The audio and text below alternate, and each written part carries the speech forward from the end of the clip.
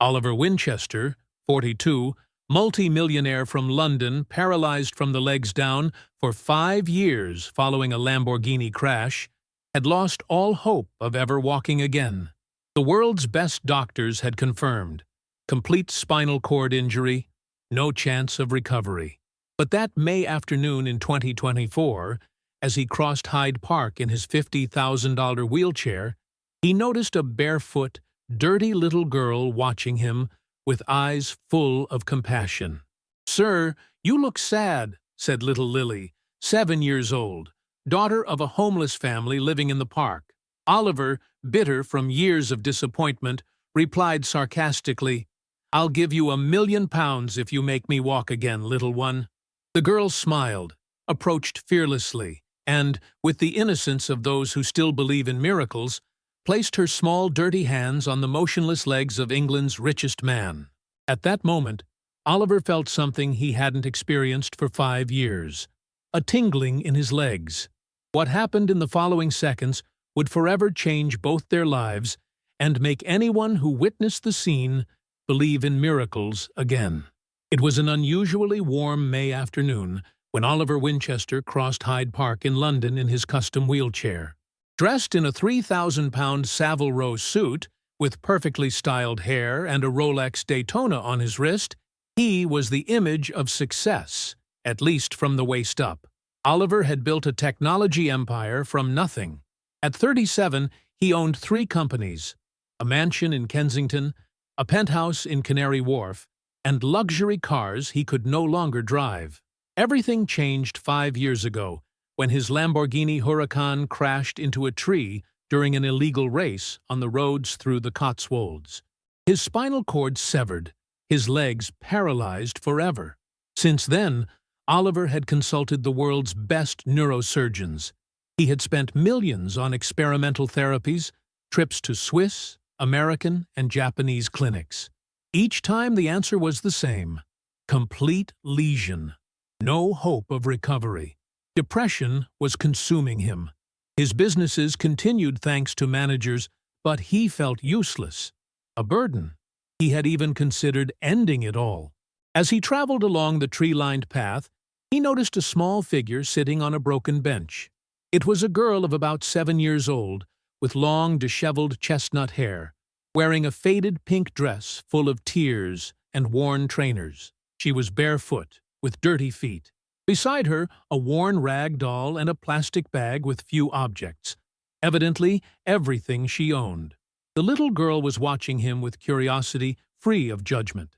There was no pity in her eyes, only a sweet compassion that Oliver hadn't seen for years. Everyone who looked at him now always had that expression of embarrassment mixed with pity that he detested. The girl got up from the bench and approached without fear, clutching her doll tightly. She introduced herself as Lily and explained that she lived in the park with her parents after her father lost his job and their home. Despite having lost everything, the girl maintained a sweetness and serenity that Oliver, with all his millions, had lost long ago. When Lily observed that Oliver seemed sad, the man was struck by the simplicity of that observation.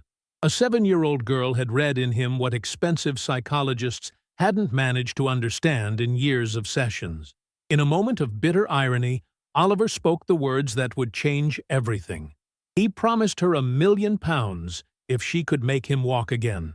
But instead of laughing or running away frightened, Lily looked at him with absolute seriousness.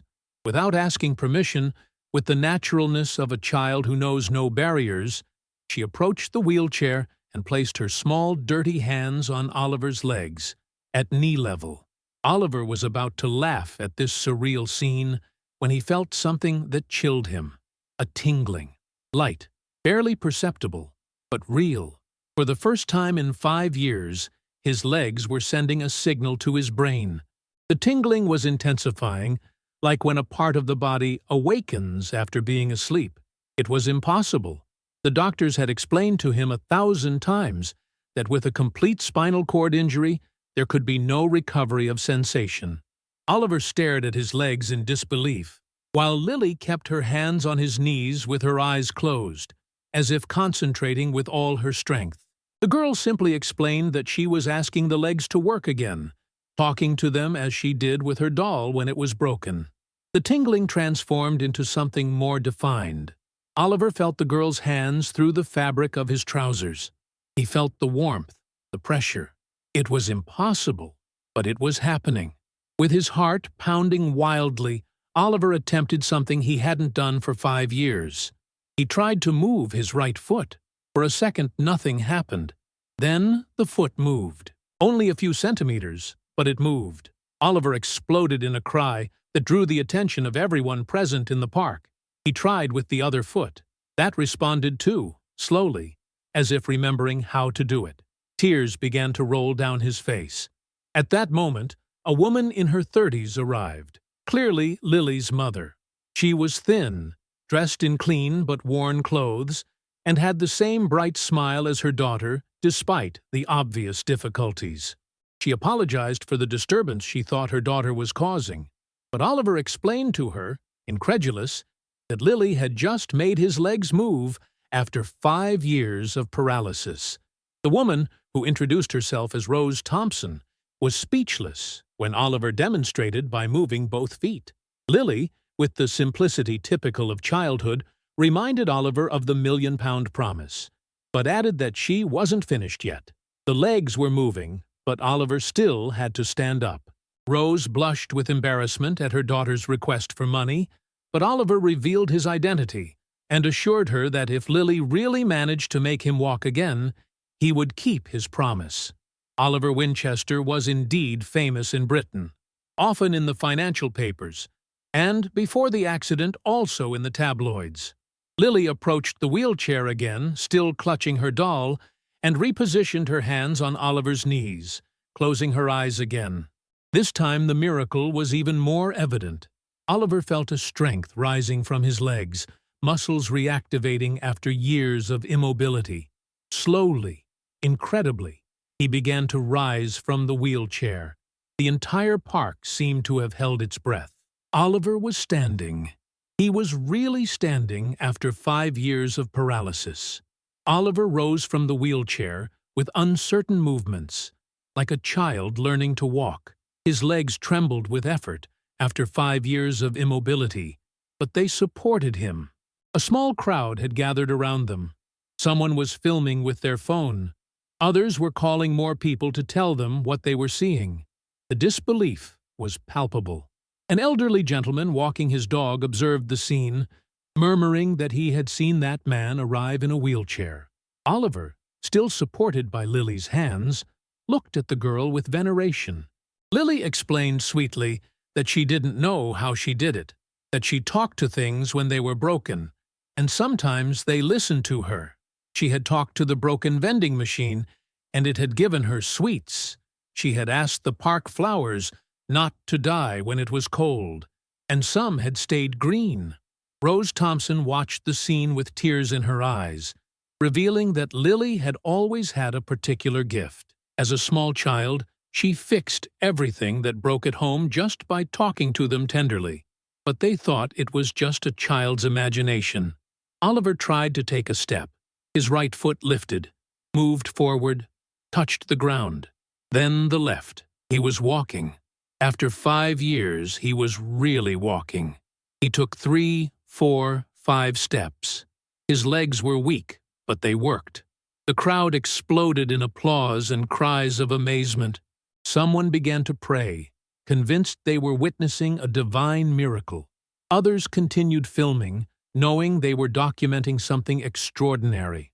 Oliver stopped and turned to Lily, who was watching him with her big, bright eyes, still clutching her doll.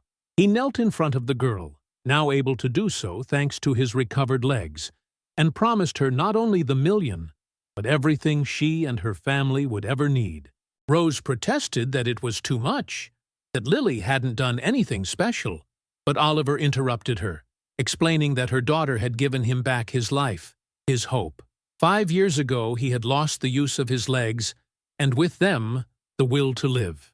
That day, thanks to Lily, he had become a complete man again. Oliver addressed the crowd that had formed, announcing that everyone was witness to what had just happened. He called his personal assistant to arrange the transfer of the £1,000,000 and the purchase of a house for the Thompson family. While he was on the phone, Oliver continued to take a few steps back and forth, still incredulous at his recovered mobility. Each movement was confirmation that the miracle was real. Lily, after having performed a miracle, was already thinking about how to help others. She asked Oliver if she could also help other sick children, explaining that she sometimes managed to make broken things feel better, but not always, while Oliver had the money to help everyone. Oliver looked at this 7-year-old girl and understood that Lily had not only given him back the use of his legs, but had also given him back a purpose in life. He promised the girl that they would create a special hospital for children together, the most beautiful in the world, where Lily could help bring hope to all those who needed it. At that moment, Oliver understood that the meeting with Lily had not been chance. It was destiny.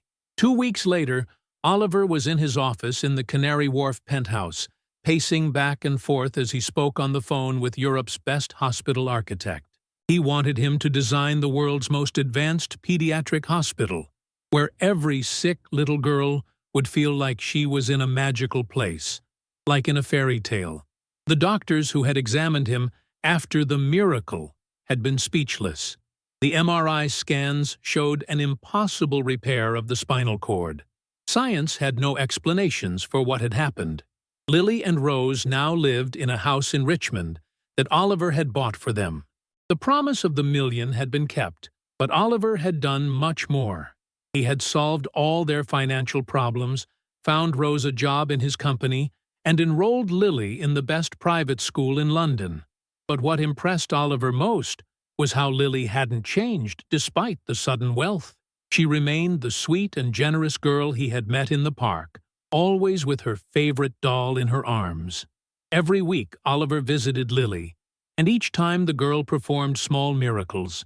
She healed the withered flowers in the garden by stroking them, repaired her classmates' broken toys by speaking to them gently. Once she had even made a stray kitten stop, crying simply by taking it in her arms and whispering tender words to it. During one of these visits, Lily shared a profound reflection with the wisdom that only children possess. She thought her gift worked better when she helped people or things that really needed love. In the park, Oliver really needed to walk again to be happy. The girl explained that when she saw someone suffering, she felt like a warmth in her heart, and when she touched them, the warmth passed to them. This conversation gave Oliver a revolutionary idea. What if Lily's gift could be studied, understood, perhaps somehow helped by science? The following month, Oliver organized a meeting with Britain's most important neurologists, psychologists, and researchers. He had told them about his healing and Lily's gift. Many were skeptical, but Oliver had the medical evidence of his impossible recovery. Oliver explained to the doctors that he didn't know if what Lily did was advanced science they didn't understand yet, a particular form of energy, or pure magic of innocence. But he knew it worked, and if they could understand how, they could revolutionize pediatric medicine. Professor Davies, a world-renowned neurologist, admitted that from a scientific point of view, what Oliver described was impossible. However, his medical records were unequivocal. He had healed from an irreversible spinal cord injury. Enjoying the story? Give it a little like, and don't forget to subscribe. Now then, let's carry on. Oliver wanted to create a research center where these phenomena could be studied, with Lily at the center of the project. Dr. Clark, a child psychologist, warned him to be careful not to turn Lily into an experiment or a sort of circus healer.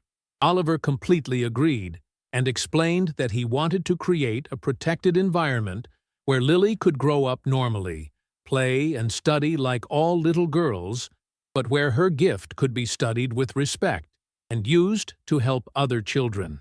2 hours later, the project was born. The Lily Thompson Institute for Research into Unexplained Phenomena of Pediatric Healing. Oliver had allocated £50 million to the project. When he returned home and told Lily everything, The girl didn't seem particularly impressed that an entire institute would bear her name. She only wanted to know if she could continue going to school with her friends and if she could help other sick children. Oliver assured her that she would always remain a normal little girl. A normal little girl who, however, had an extraordinary gift.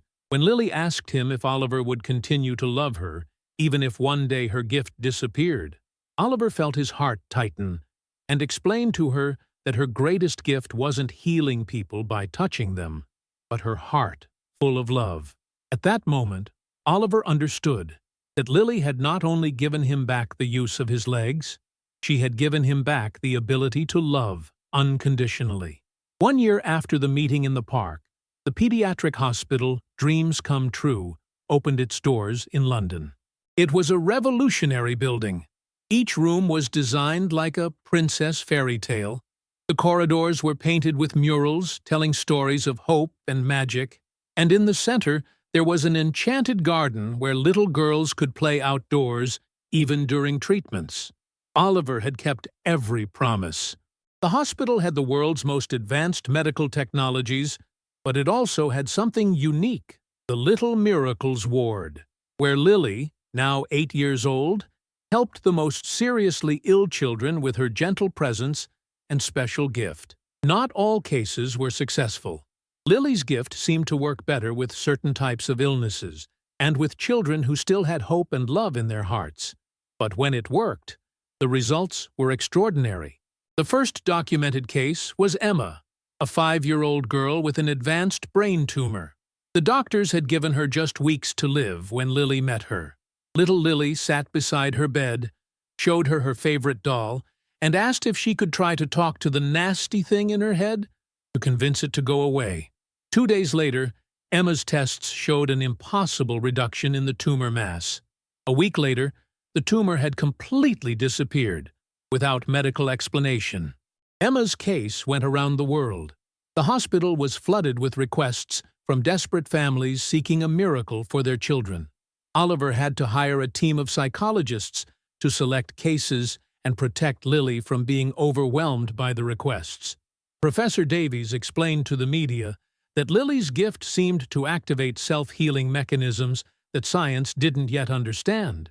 It didn't always work, but when it did, it exceeded all medical expectations. He theorized that perhaps the innocence and pure love of a little girl could access energy frequencies still unknown. Lily herself was beginning to understand her gift better. She explained in interviews that she wasn't the one who healed, but that she spoke lovingly to the sick parts of the body and asked them to remember how to be healthy. Sometimes they listened, sometimes they didn't, but she always tried, with all her heart. The most beautiful aspect of the hospital was the atmosphere of joy and hope that you breathed. Even the children that Lily couldn't heal completely seemed to feel better just from spending time with her. Her contagious sweetness and smile had a therapeutic effect on everyone. Oliver had made the hospital the new mission of his life. He had sold 2 of his 3 companies to fund research and free treatments. Every day he walked the hospital corridors, still incredulous that he could use his legs, and observed the small miracles that happened through a little girl's love. One day, while watching Lily play with a group of girls undergoing chemotherapy, teaching them to brush her doll's hair, Rose approached and asked him if he didn't think all this might be too much for Lily, who was still just a child. Oliver reflected on the question, then observed how happy Lily was when she managed to help another child. He thought her gift wasn't a burden, but her deepest nature, and if one day it stopped working, Lily would still be the most extraordinary girl he had ever known.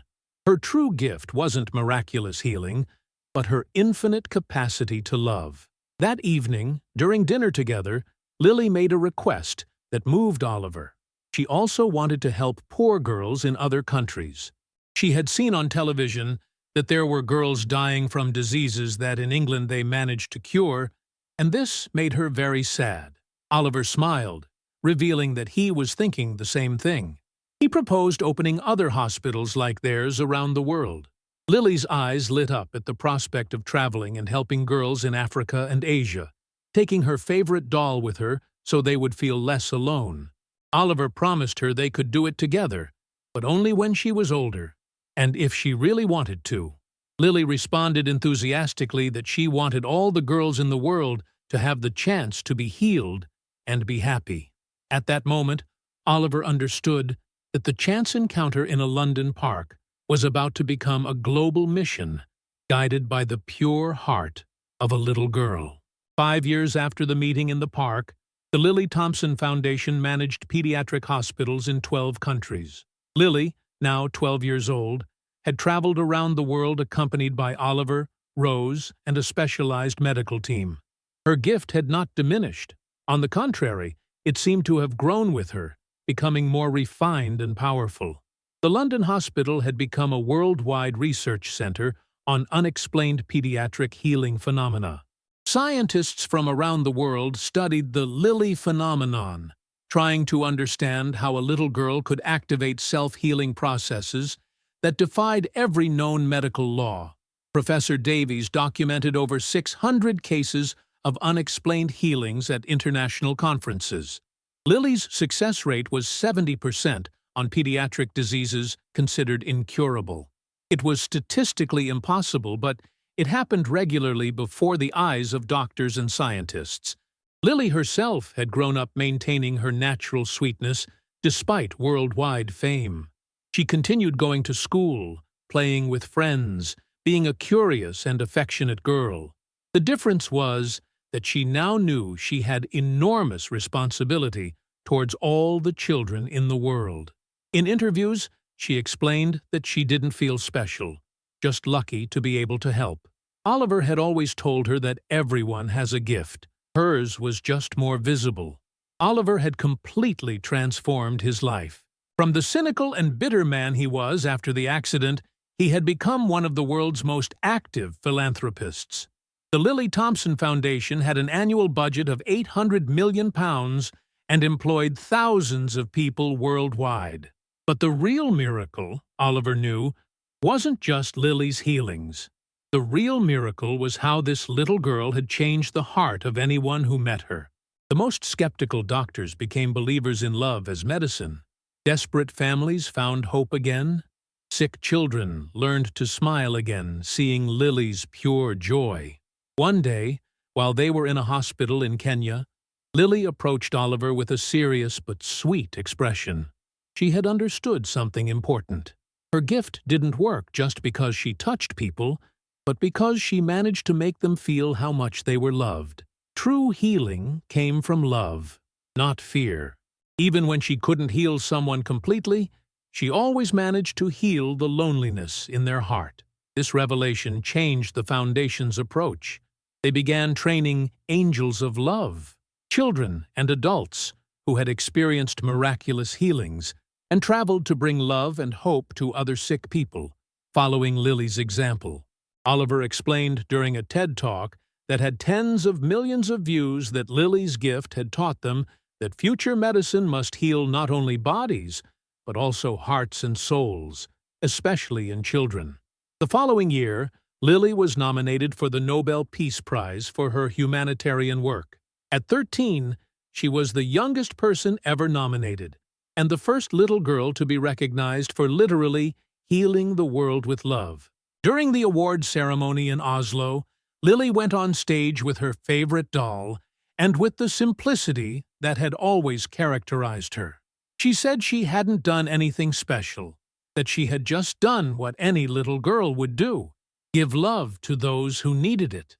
The real hero was Oliver, who had believed in her heart when everyone else saw only a poor little girl.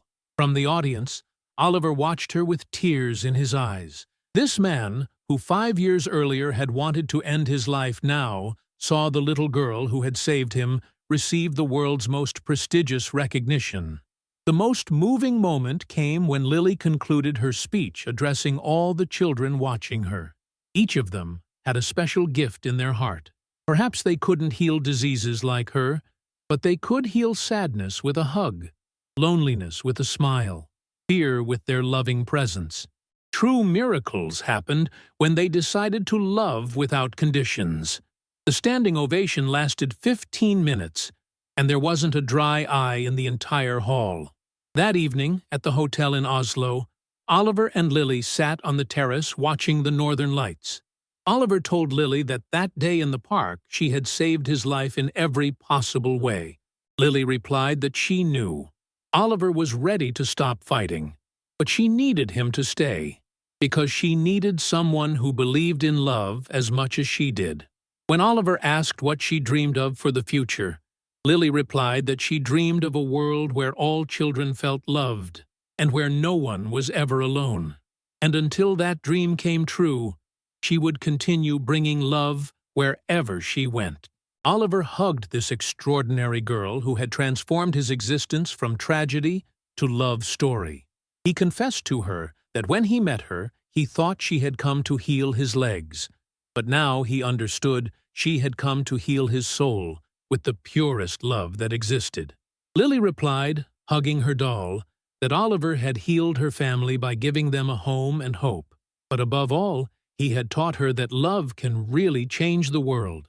Perhaps miracles work better when you do them together, with lots of love. That night, as they watched the dancing lights of the northern aurora, both knew their story was just beginning. Because true miracles never end. They multiply through love, spread from heart to heart, change the world one person at a time. The joking promise of £1 million had become a global movement of love and healing. And it had all started with a barefoot little girl who believed in the power of love, and a desperate man who had forgotten how to love.